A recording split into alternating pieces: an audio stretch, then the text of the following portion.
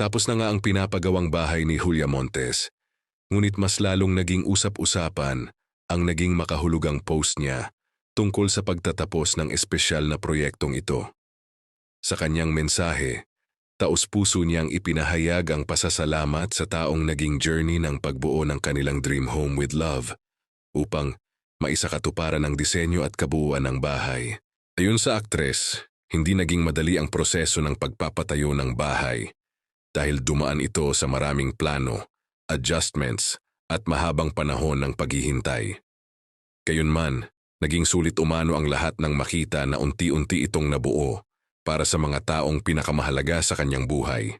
Mas naging agaw pansin naman sa netizens ang paggamit ni Julia ng salitang para sa pamilya na agad nagdulot ng samut-saring haka-haka online.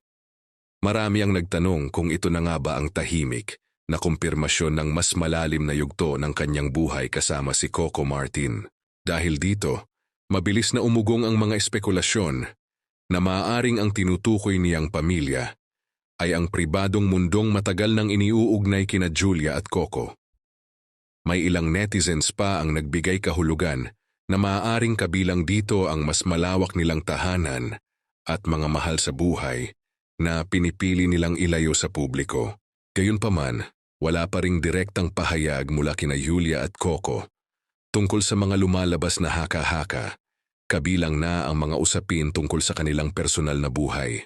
Kilala ang dalawa sa pagiging pribado at maingat pagdating sa pagbabahagi ng detalye tungkol sa kanilang relasyon. Sa kabila nito, masaya ang kanilang mga taga-suporta na makita si Julia na unti-unting natutupad ang isa sa kanyang pinakamalalaking pangarap. Para sa marami, ang bahay na ito ay hindi lamang simbolo ng tagumpay, kundi patunay rin ng isang makabuluhang journey na puno ng pagmamahal, sakripisyo, at pasasalamat para sa mga taong tunay na mahalaga sa kanyang puso.